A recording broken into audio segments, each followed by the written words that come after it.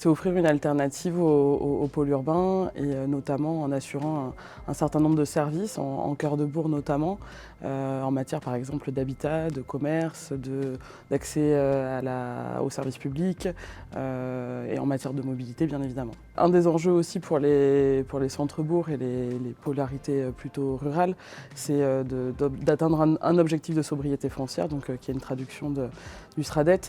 Et pour ça, la région accompagne les territoires dans cette stratégie.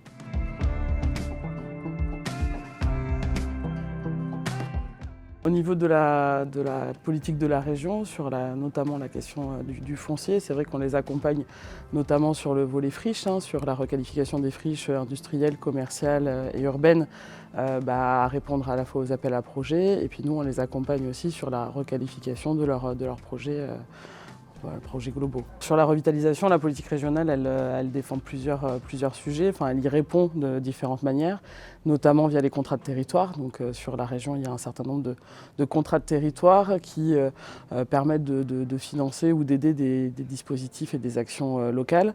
Il y a aussi des appels à projets, donc on a eu un appel à projets sur l'innovation foncière, des appels à projets sur les tiers-lieux, donc tout ça, ça contribue à répondre aux attentes des territoires pour revitaliser leur centre-bourg.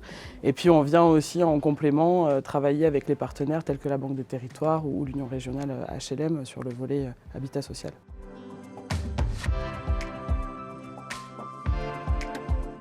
En termes de ressources, déjà, il y a un besoin d'ingénierie, notamment pour construire des projets globaux. Donc la région aide les territoires et a pourvu les territoires d'une centaine d'agents spécialisés sur certaines thématiques pour les aider à structurer les projets globaux.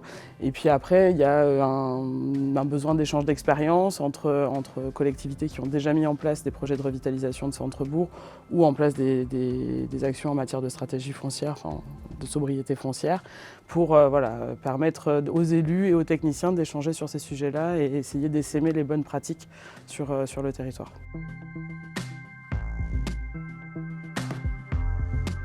Très utile parce qu'on l'a encore vu, moi quand j'échange avec les élus en local, ils se sentent un peu isolés dans ces démarches qui sont parfois complexes.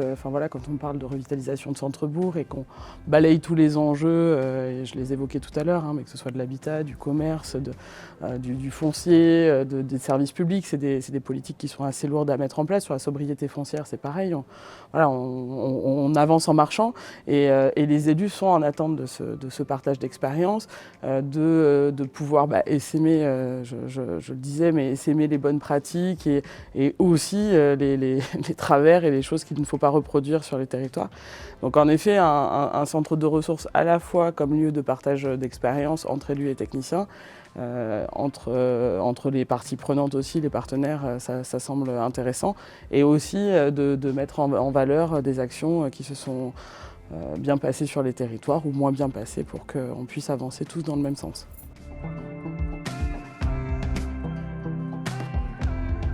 D'y croire, de croire à la revitalisation des centres-bourgs, c'est possible. Bien comprendre que c'est une politique du temps long et que la région sera même d'accompagner les territoires sur cette politique du temps long et de ne pas hésiter à solliciter, à faire remonter les projets, notamment dans les contrats de territoire, mais d'être en discussion avec nous. Et après, plus localement, de ne pas hésiter à solliciter différents partenaires. Donc la région en fait partie, mais on n'est pas les seuls. De travailler à une co-construction commune sur ces enjeux-là.